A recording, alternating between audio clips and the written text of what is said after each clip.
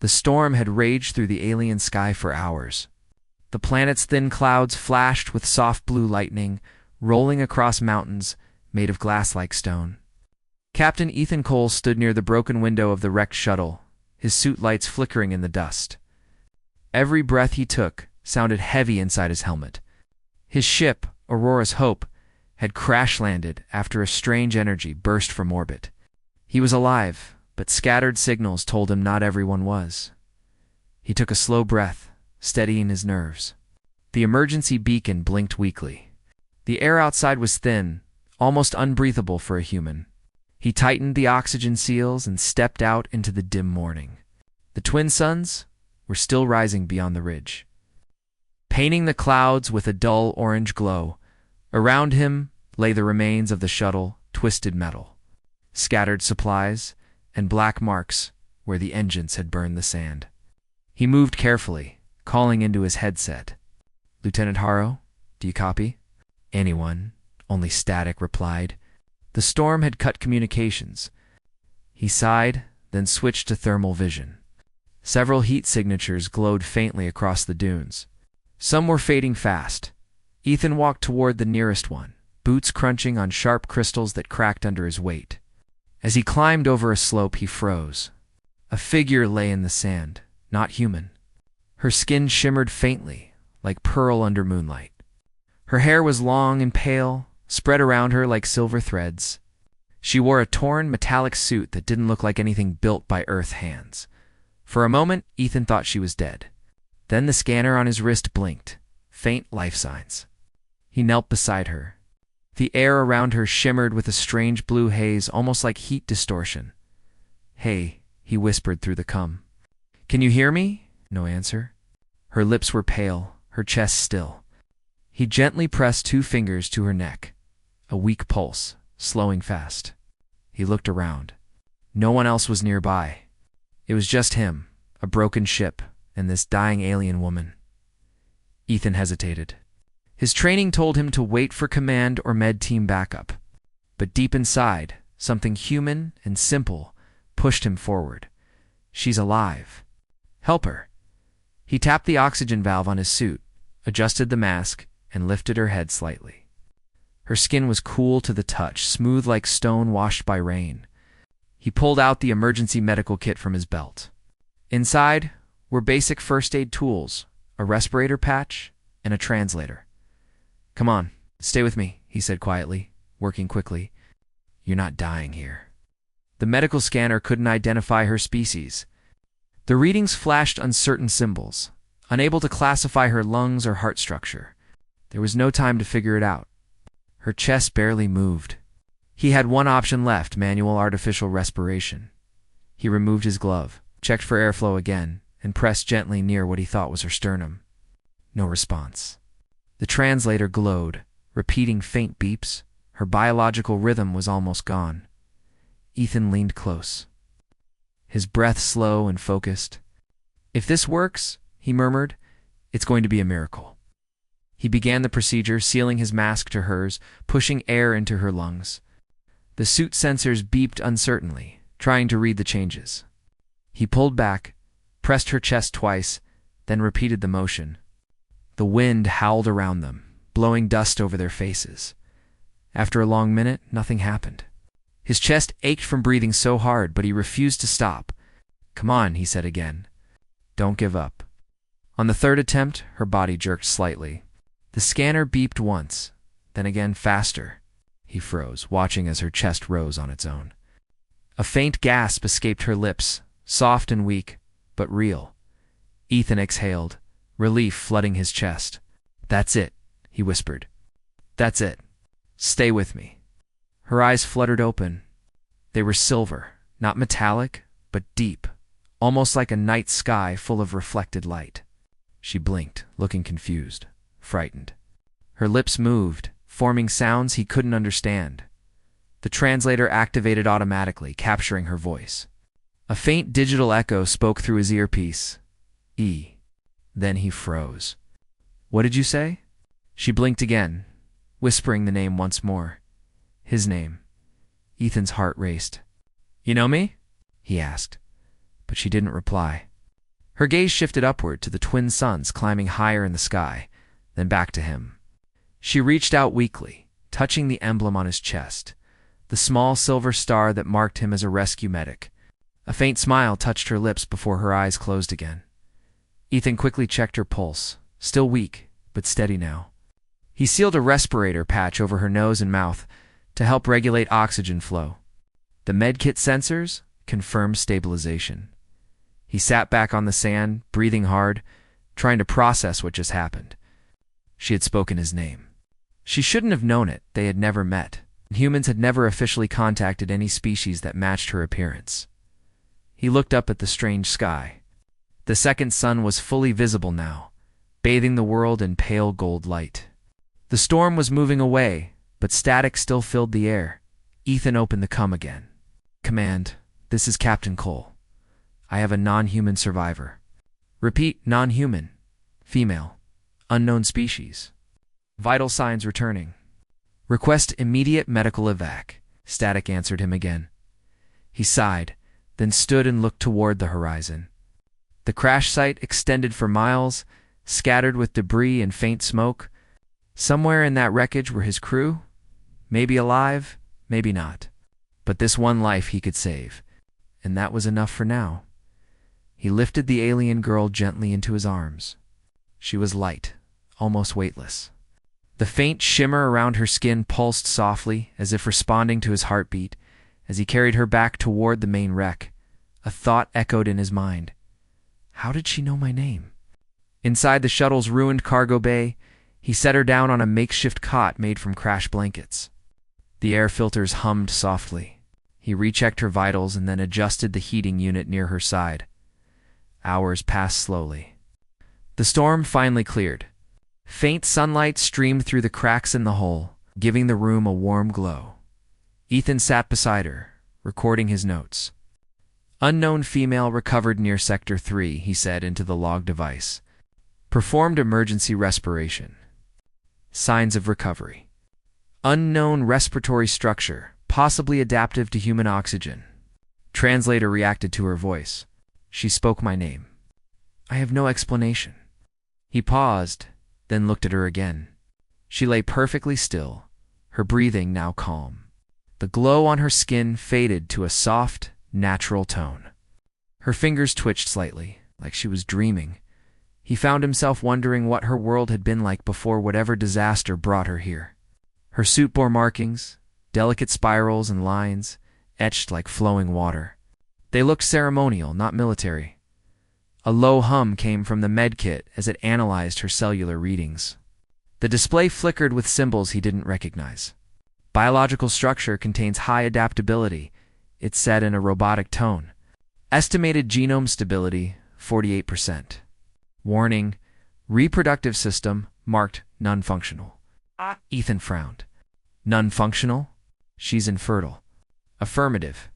Cause unknown, likely genetic collapse. He leaned back, thinking. A species that couldn't reproduce. That meant extinction, sooner or later. Maybe she was the last of her kind, as he stared at her peaceful face. Something changed in him, a quiet sadness, mixed with admiration. She had survived on a dying world in a broken ship alone. He whispered softly, "You're tougher than you look." Outside, the storm clouds began to break apart completely. Through the open hatch, Ethan could see the alien landscape stretching endlessly, crystal plains. Violet hills and soft blue rivers glowing faintly in the distance.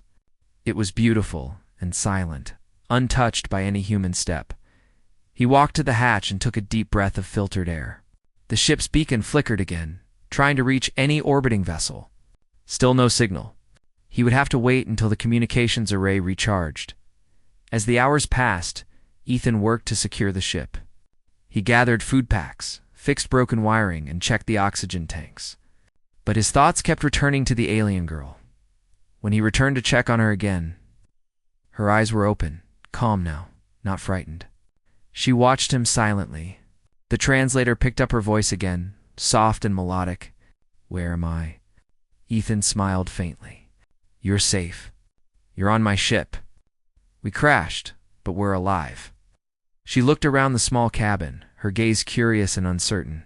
"You helped me," he said simply. "You weren't breathing." She stared at him for a long moment, then whispered, "Why?" He blinked. "Why what? Why save? One who is already lost?" Ethan didn't know how to answer at first. Then he said quietly, "Because that's what we do. Humans help. We don't walk away." Her silver eyes softened. She reached out a hand, touching the edge of his glove. "You gave." "Breath," she said slowly, as if searching for words. "I felt life return." He nodded. "That's what it was for, to keep you alive." Ow. She tilted her head slightly. "No, not only that. Something changed. Inside." Her hand moved faintly toward her chest. "I feel it." Ethan frowned, but said nothing. He thought it was just confusion from recovery. He checked her vitals again, smiling gently. "You'll be fine. Rest." She watched him quietly for a while, then whispered one last word before closing her eyes again, a word that sounded almost human, filled with strange emotion. "Hope." Ethan sat back, the echo of her voice lingering in the air. Outside, the dawn light turned golden, shining through the broken hull like a quiet promise. He didn't yet know that his small act of mercy, one human breath, had already begun something far beyond science or logic. Morning came softly to the alien world. The twin suns were bright now, filling the broken cabin with soft golden light. Ethan sat near the medical console, watching the readings on the small screen. Every few seconds the machine beeped, showing the alien girl's heartbeat, strong and steady now. He still could not believe she had survived. Sarai. That was the name she had whispered when she finally regained more strength. Her voice was calm, her tone almost musical when she said it. Ethan had written it down carefully in his logbook. Sarai, possible last survivor of a species unknown to human records. He had noted. He sat on the floor, back against the wall, staring at the data. The medical scanner was showing something strange. Her energy levels were rising slowly, even though she was supposed to be resting. Her blood oxygen count had increased beyond any known species range. It was as if her body was repairing itself faster than nature should allow. Ethan frowned, tapping the console. "That's not possible," he whispered. Sarai opened her eyes at the sound of his voice. The faint silver light in them reflected the morning glow. "You do not rest," she said softly. Ethan looked up, smiling. "I could say the same to you." She tilted her head, curious about his expression. "Humans smile when they are." "Tired?" "Sometimes," he said. "Sometimes it helps." She looked around the cabin, then at the blue light of the sky beyond the broken window. "This world is quiet," she said slowly. "Too quiet." It used to sing. Ethan didn't understand what she meant, but he could see sadness in her eyes. She was remembering something, a home long gone. Maybe a civilization lost. He decided not to ask questions. She needed peace more than answers. Hours passed while Ethan repaired what he could of the ship's systems. Communication was still down, and the orbiting fleet had not responded. He had food for a few days, oxygen for maybe a week. He could only hope someone would find their beacon soon. Sarai sat near the window, wrapped in a blanket. Her breathing was calm, but she kept her hand near her chest, as if feeling something deep inside. Ethan noticed the gesture but didn't comment. He thought she was still weak from the accident, when he finally sat beside her with 2 small cups of liquid nutrition. She turned to him. "You still do not fear me," she said quietly. "Should I?" he asked. "My people feared others," she replied. "They feared what they did not understand.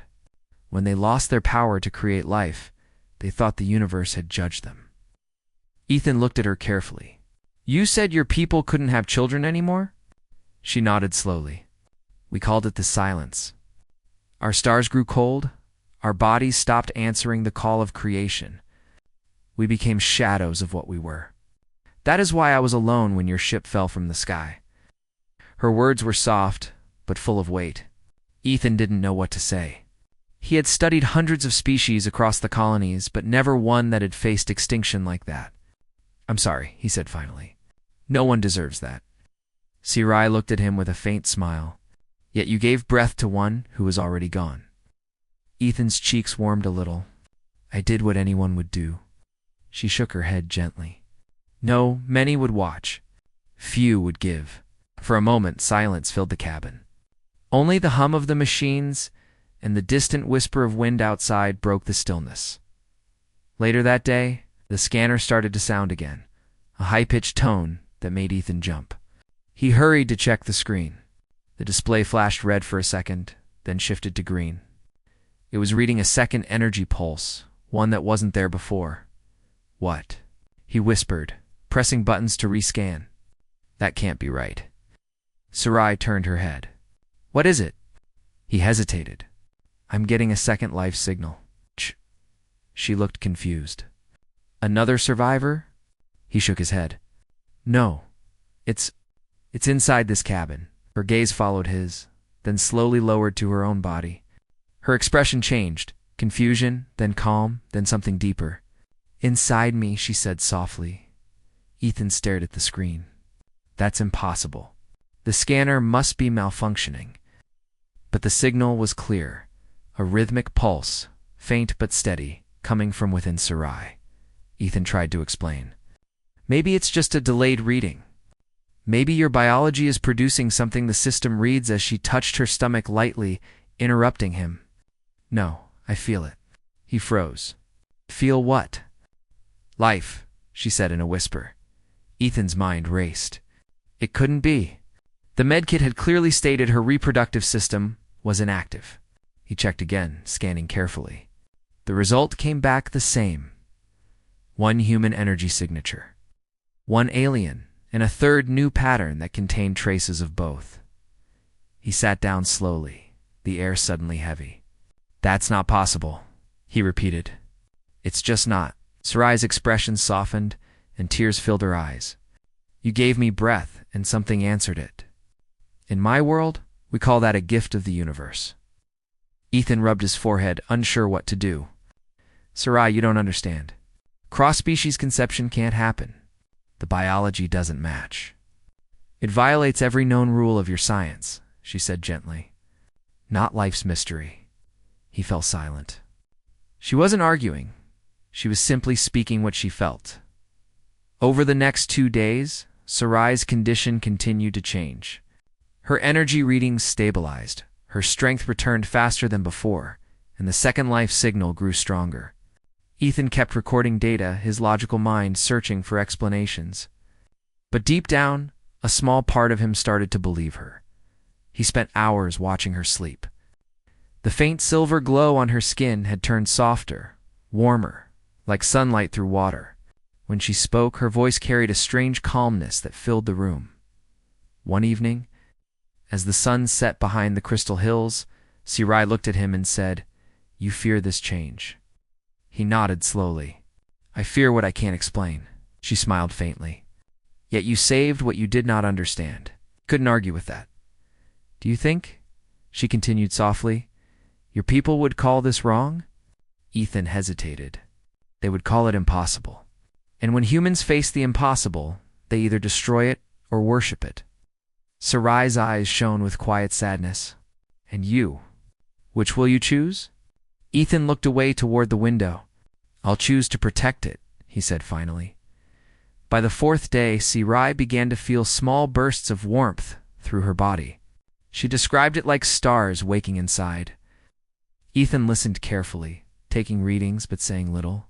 The scanners confirmed rising bioenergy levels that couldn't be classified then. One morning, the CUM system flickered back to life. A voice came through, faint but human. Aurora's Hope. This is Command Base Sigma. We've received your beacon. Prepare for retrieval. Repeat, prepare for retrieval. Ethan felt relief rush through him. Command, this is Captain Cole. I have 1 survivor, non-human female, stable condition. We need medical isolation and advanced study. There was silence, then a calm reply. Copy that. We'll prepare containment on arrival. The word containment made Sarai flinch slightly. Ethan noticed. Don't worry, he said gently. They just want to study what happened. She looked down, her hands trembling a little. Humans study what they fear, he sighed. Sometimes, but I'll be there. I won't let anything happen to you. Her eyes met his, full of quiet trust. You already did something no one has ever done, she said softly. You gave life to what was silent. The retrieval ship arrived 2 days later, a bright silver vessel descending through the clouds.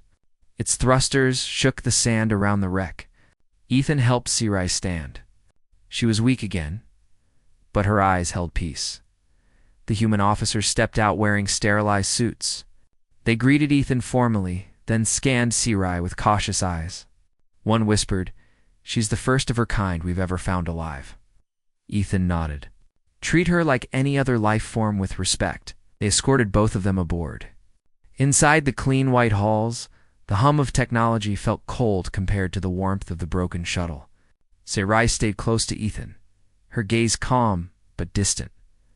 The ship's doctor, Dr. Vance, pulled Ethan aside. "Captain, we scanned her cells. There's something growing inside her, something new. It's partially human." Ethan's breath caught. "You're sure?" "Positive. We don't know how it's possible. It shouldn't be." He looked toward the glass chamber where Sirai sat quietly, hands folded over her chest. "Don't tell anyone else yet," he said firmly.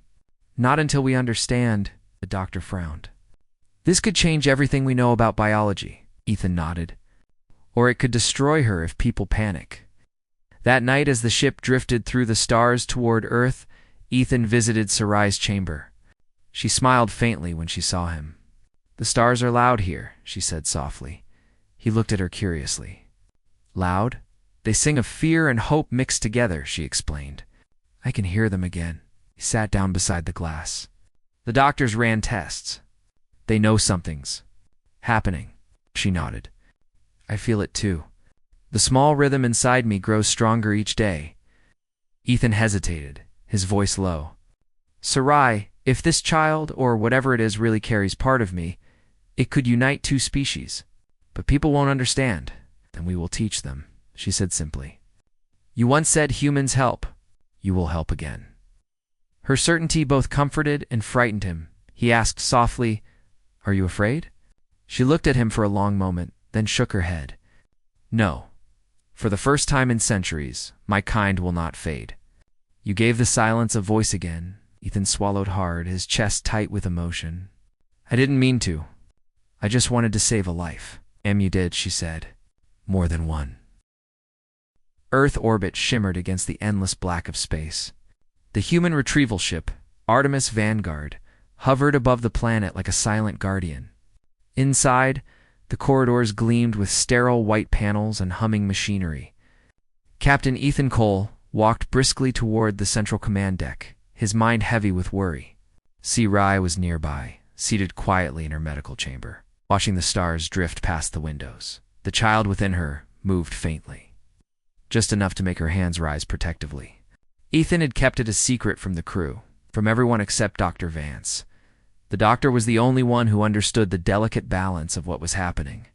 Any wrong word, any panic, could harm Sirai or the unborn life she carried. As they reached the command deck, a group of high-ranking officers awaited them. Admiral Collins, a tall woman with sharp eyes and a calm demeanor, stepped forward. "Captain Cole," she said, voice firm, "we received your report. You brought aboard a non-human life form with anomalous readings. Explain the current situation." Ethan glanced back at Sirai, then squared his shoulders. "Ma'am, she is stable. But the readings show something unexpected, something growing inside her that contains both human and Nayari markers. We don't know how or why, but it's alive. And it's stable because of her, and partially because of my presence near her." Collins raised an eyebrow, then turned to the team of scientists behind her. "Confirmed." Dr. Vance stepped forward. "Yes, Admiral. The child shows both genetic signatures, human and Nayar. Its growth is unprecedented, but it appears to be healthy. If left alone, it will develop naturally, though the long-term effects are unknown." A low murmur ran through the room. Officers exchanged concerned looks. The idea of a cross-species life was unprecedented. Ethan could feel the tension rise. Captain Cole Collins said slowly, you realize the implications. This is a first contact scenario, a biological anomaly, and potentially a threat to human genetic safety. We have protocols for containment, for study, for control. Ethan's jaw tightened. With all due respect, Admiral, this isn't a threat. This life is peaceful. It's already shown intelligence in its reactions and stability in its growth. Our interference could harm it more than help it. Allen's Studied him closely. Captain, your loyalty to life is noted, but the chain of command exists for a reason. Protocols exist to prevent chaos. You understand what happens if a hybrid species begins to develop uncontrolled. I understand, Ethan replied, firm. And I understand what happens if we don't protect it. That child represents something more than science. It represents the hope of a dying species and a chance for cooperation, a bridge. If we interfere recklessly, we destroy that chance. That's the risk I'm willing to take. The officers shifted uncomfortably. Dr. Vance placed a reassuring hand on Ethan's shoulder. Admiral Collins remained silent for a moment, staring at him. Then she spoke with quiet authority.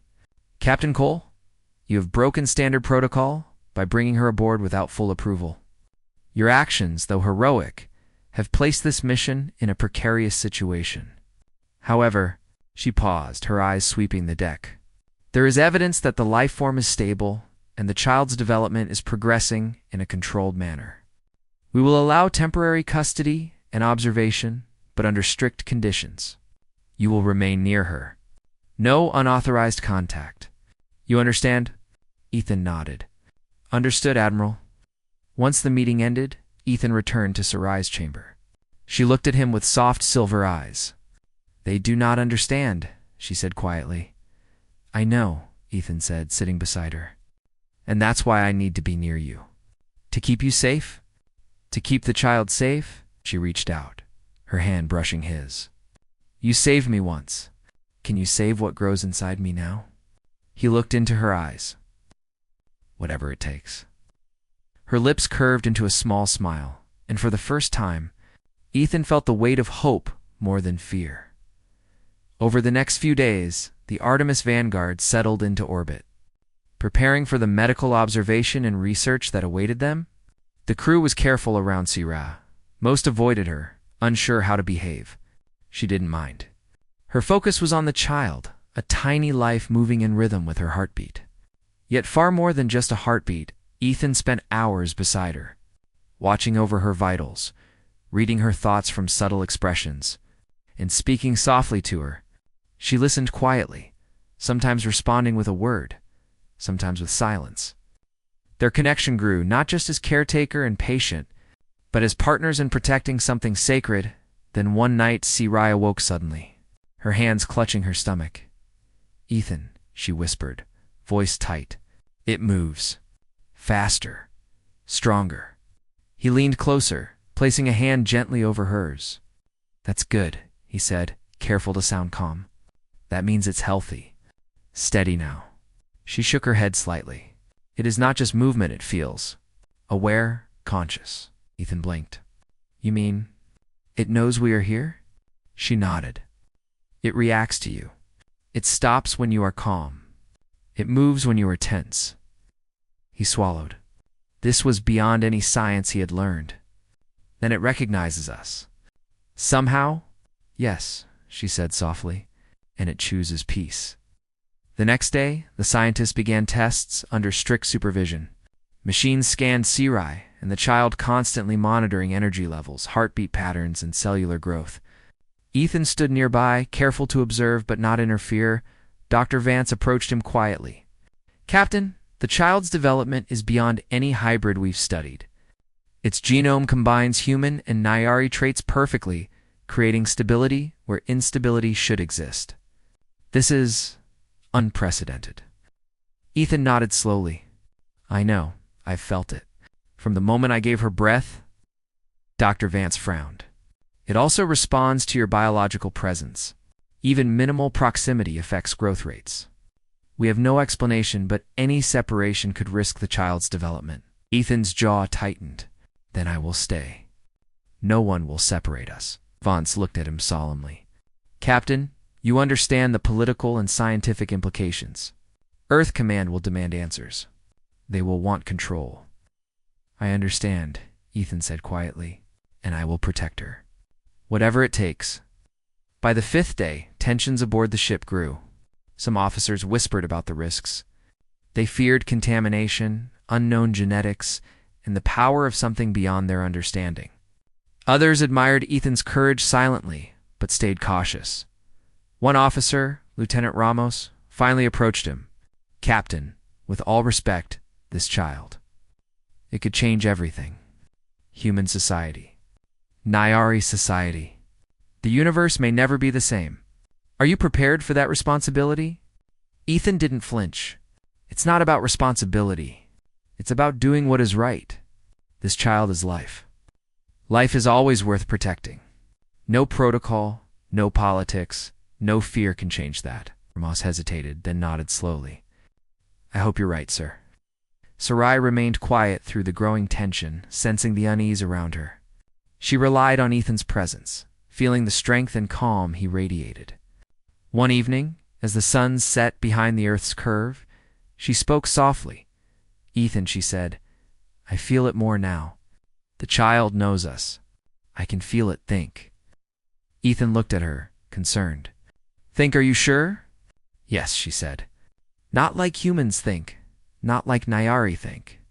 It is aware, and it chooses. It chooses to grow. It chooses to trust. Ethan swallowed. The weight of her words filled him with awe. Then we must honor that choice. Whatever happens, we protect it. Together. She nodded slowly. I trust you. On the 6th day, an unexpected alert came from Earth Command. A fleet was en route to orbit, faster than previously scheduled. Communication channels opened, and Admiral Collins's voice came through. Captain Cole, this is Admiral Collins. We are approaching. Prepare the subject for transport and full containment. We will assume command upon arrival. Ethan's heart sank. He turned to Sarai. They want to take you. They want to separate us. Her eyes widened. Separate. But it will harm the child. Ethan clenched his fists. I won't let that happen. Not while I'm breathing. He activated the chamber locks manually. We will not let anyone interfere until we understand the risks.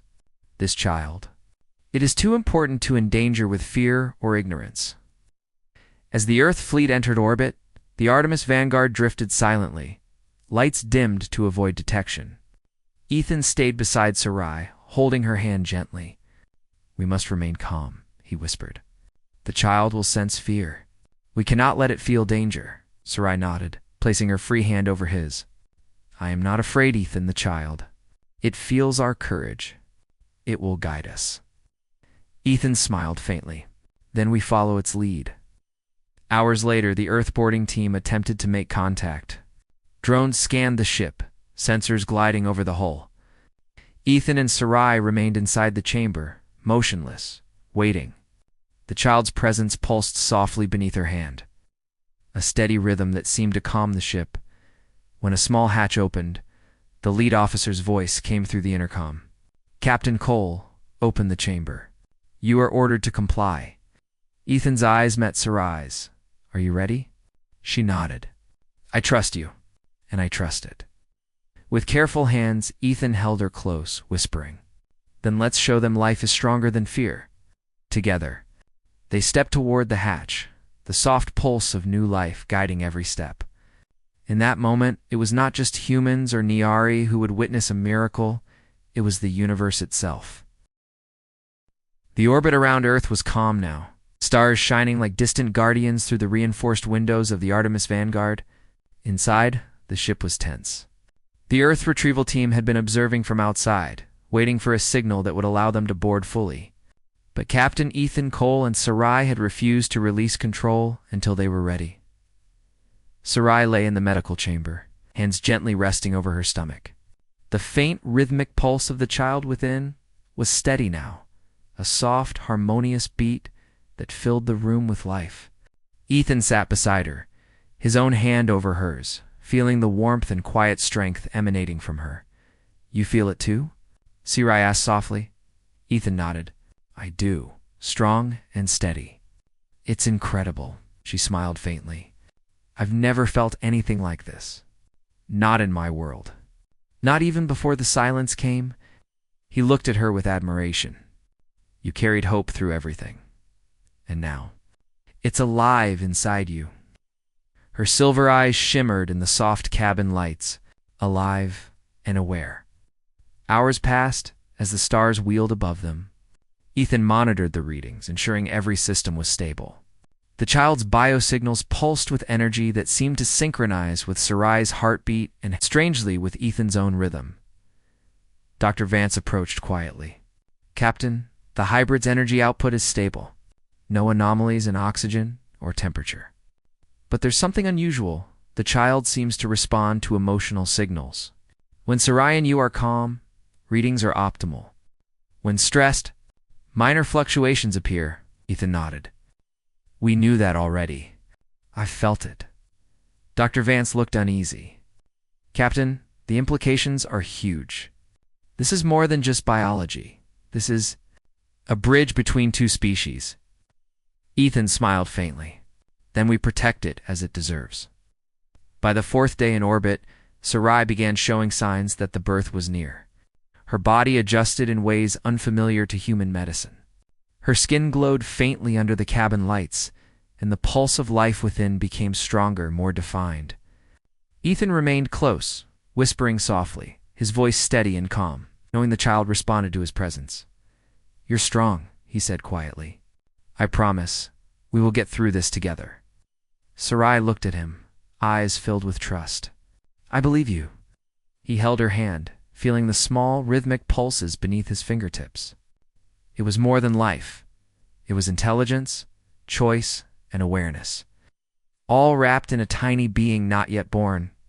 The Earth retrieval team finally attempted direct contact.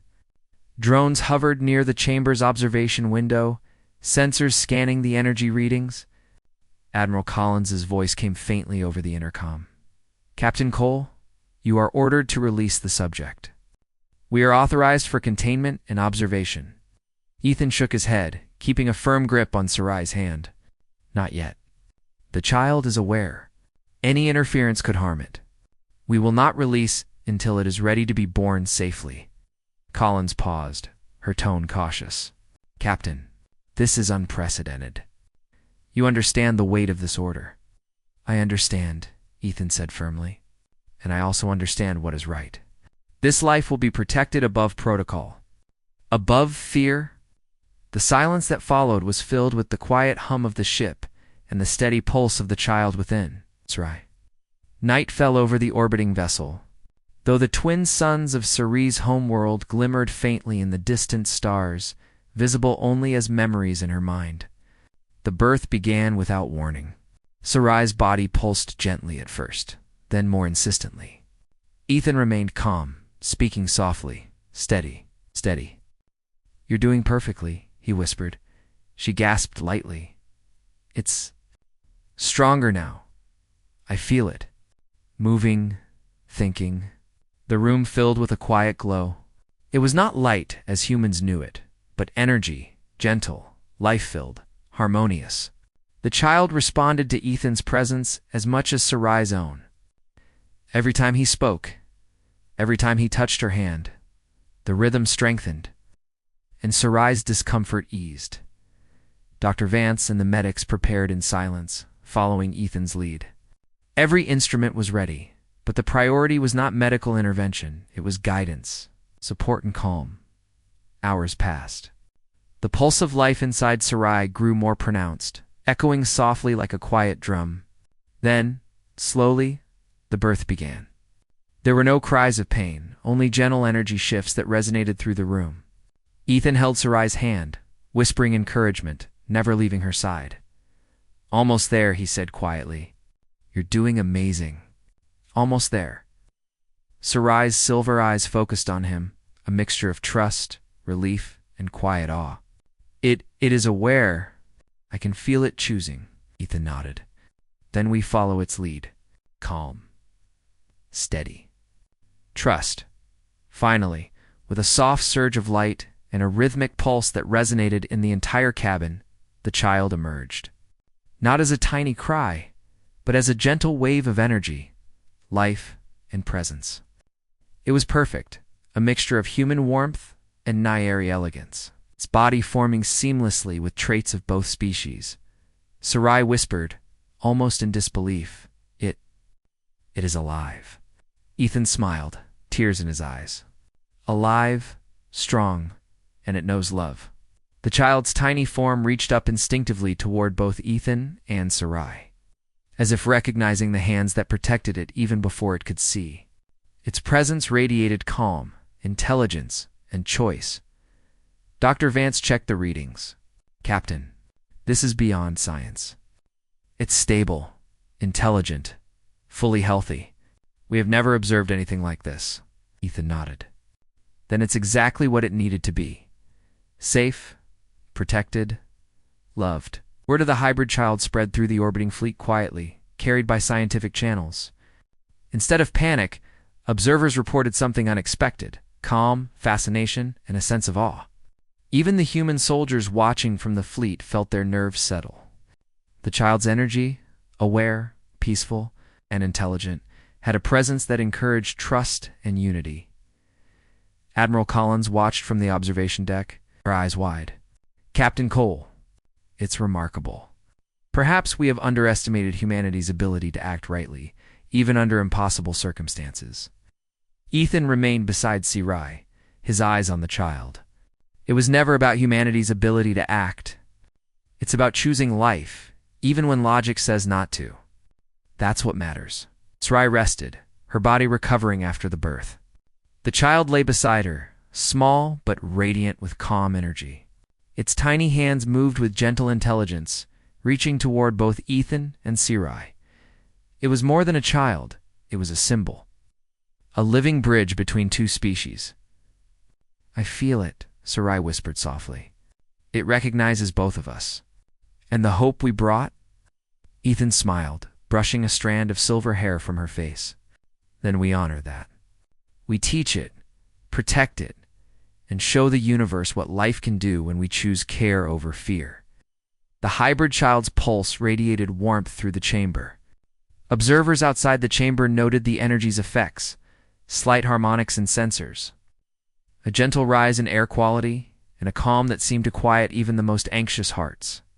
Life in its purest form had arrived. Over the next days, human scientists and Nyari researchers who had arrived in orbit observed the child. Instead of fear or confusion, they found themselves inspired. The child's intelligence was undeniable. It reacted to communication, understood calm and stress, and seemed to harmonize both species' energy signatures. Ethan remained by Sarai's side, teaching and guiding the newborn child through gentle touch, voice, and presence. Sarai watched him, her trust and admiration deepening. "You saved us," she said softly. "Not just me. Not just this child. You saved hope itself." Ethan shook his head gently. "I didn't save it alone. You carried it. You survived. You believed. I just helped when it mattered most." Sarai smiled, reaching out to touch his hand. The child reached too, placing a tiny hand on Ethan's gloved palm. And the energy that radiated was unmistakable. Recognition, trust, and the promise of a future together. News of the hybrid child spread quietly among humans and Nyari alike. Instead of alarm, there was fascination and wonder. Humanity saw the result of compassion, courage, and selfless action. The child became a symbol, not of conquest, not of control, but of life and hope beyond fear. Ethan watched from the observation deck as the fleet lowered weapons, paused drills, and simply observed the calm energy that radiated from the Artemis Vanguard. Even those who had doubted humanity's choices were humbled. He turned to Sarai, who was holding the child close. "Your people would have called this impossible," he said softly. Sarai smiled, her eyes shining. Impossible only until someone chooses to act. And someone did, human, brave, and kind. Ethan's chest swelled with quiet pride and relief. Then let's show the universe what happens when we choose life. The hybrid child stirred, reaching toward both of them, its small hands glowing faintly with calm energy. It was alive, aware, and perfectly balanced, a living bridge between species. A proof that hope and compassion could surpass even the greatest unknowns.